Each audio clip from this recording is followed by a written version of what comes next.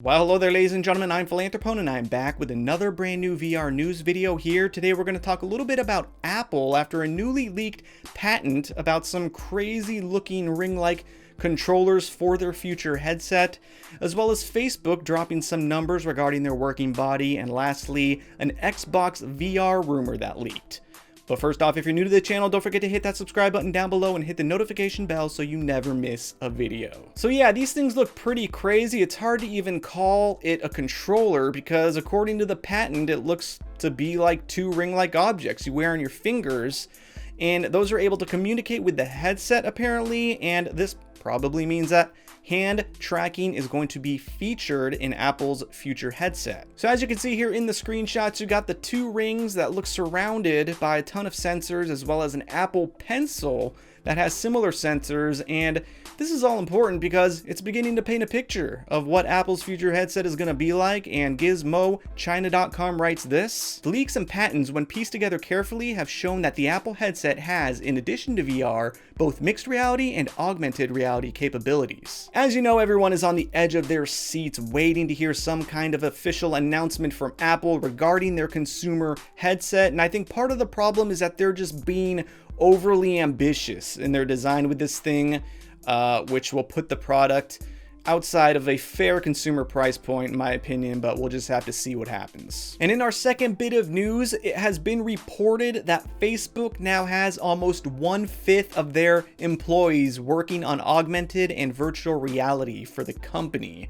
And the numbers breakdown looks like this. From 2017 to 2021, the Facebook employee count jumped from 18,000 to 58,604, and about 10,000 have been assigned to virtual reality duties, if you will, which comes around to be about 20% of the company, which is pretty crazy. And this just goes to show that the Zuck man himself isn't messing around when it comes to mapping out their future, Facebook's future, in regards to virtual reality.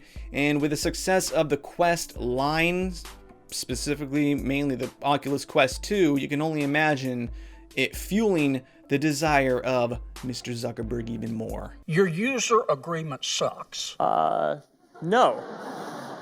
And during an interview with The Information, Zuckerberg says this: "I think it really makes sense for us to invest deeply to help shape what I think is going to be the next major computing platform." So we all know that Facebook has very clearly strayed away from tethered Oculus headsets like the Rift, with the release of the standalone Quest line, and in almost all of Zuckerberg's most recent comments during interviews and whatnot surrounding VR, he has hardly ever mentioned gaming as being a component to Facebook's vision in that area. So don't be surprised when ads start popping into your line of sight when you're in your alternate reality, but when they do, they are going to be some of the coolest looking ads we've ever seen. I can't even say that with a straight face. Ads suck. And in our last subject of the day, we have IGN Italy reporting that VR might be headed to the Xbox Series X and S via a leak when someone who was installing a new headset got this message on their screen: "An update for the VR headset is available." So like a dagger to the hearts of fans worldwide, the message was debunked by Microsoft representatives who said this: "The copy in this error message is inaccurate due to a localization bug. VR for console is not a focus for us at this time." So as you know, the PSVR is one of the things that further separates the console war between Sony and Microsoft, and with Sony now announcing the PSVR 2,